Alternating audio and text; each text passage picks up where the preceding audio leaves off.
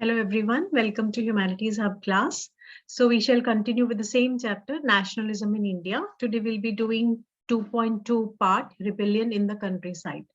So in the last video, I told you that non-cooperation movement started with the in cities with middle class participation. So who else participated? So today we'll be learning about this कि countryside में किन लोगों ने participate करा. तो जैसे ये शुरू हुआ था पार्ट, मैंने आपको समझाया था कि different people participated in the movement but they were having their different aspirations.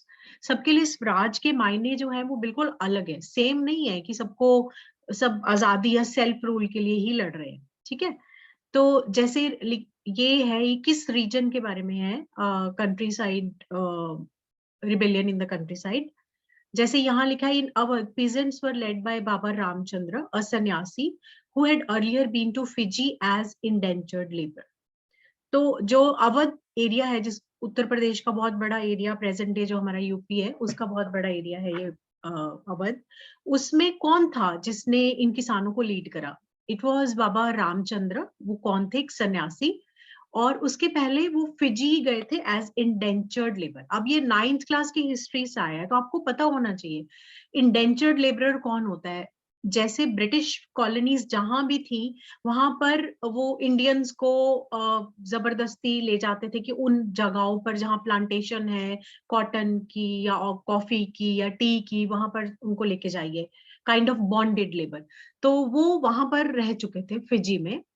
अब उन्होंने अवध पीजेंट्स को लीड करना शुरू करा. अब आपको समझना क्या है कि ये जो किसान है अवध रीजन में, उनकी उनके प्रॉब्लम्स क्या है, वो क्यों आए हैं इस मूवमेंट में.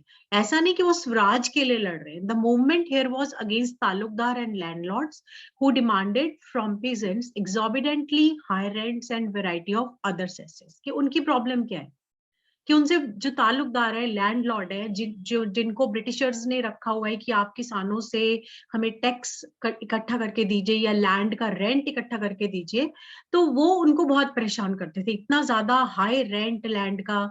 और इसके अलावा जो किसान है उनको बेगार करने के लिए बोला जाता था लैंडलॉर्ड की फार्म पे. बेगार हमने पहले भी बहुत बार करा है, ये न्यू टर्म में दिया हुआ है. Labour that villagers were forced to contribute without any payment. जहां आप बिना पैसे के आप किसी के लिए काम करते हैं. तो ये पूरा पैराग्राफ आपको समझाएगा कि उनकी प्रॉब्लम क्या है अवध के पेजेंट्स की. फर्स्ट दे नीड टू पे हाई रेंट, फिर उनको बेकार करना है, और क्योंकि लैंड पर उनकी कोई सिक्योरिटी नहीं है, वो तो लैंड जो है वो ताल्लुकदार के पास है. आप उनसे लैंड लेते हो रेंट पे, उनको रेंट देते हो और उस पर खेती बाड़ी करते हो, तो आपकी कोई उसके ऊपर सिक्योरिटी नहीं है उस लैंड की. वो कभी भी आपसे लैंड जो है खाली करा देते थे कि छोड़िए जो लैंड आपने लीज ली हुई है अब हम किसी और को आगे देंगे रेंट पर, सो दैट कि कोई किसान उस लैंड पर अपना हक ना जमा ले. तो किसानों की मेन डिमांड्स क्या थी? They demanded reduction of revenue, abolition of begar and social boycott of oppressive landlord. कि बाइकॉट करिए, सोशली बाइकॉट करिए लैंडलॉर्ड्स का. उसके लिए उन्होंने नाई धोबी बंद ऑर्गेनाइज करे.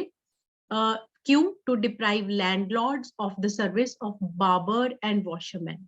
कि जो बार्बर्स और वॉशरमैन इन लैंडलॉर्ड्स के लिए काम करते हैं वो भी नहीं करेंगे. It's a kind of boycott, क्योंकि उनको परेशानी है लैंडलॉर्ड से. ये रीजंस हो गए कि क्यों वो आए. तो फिर उनको ऑर्गेनाइज किसने करा? बाबा रामचंद्र तो थे उनके साथ. जून 1920 में जवाहरलाल नेहरू ने अवध रीजन के डिफरेंट डिफरेंट जो विलेजेस थे उनको विजिट किया, उन लोगों से बात की, समझने की कोशिश करी कि what are their grievances, problems हैं क्या.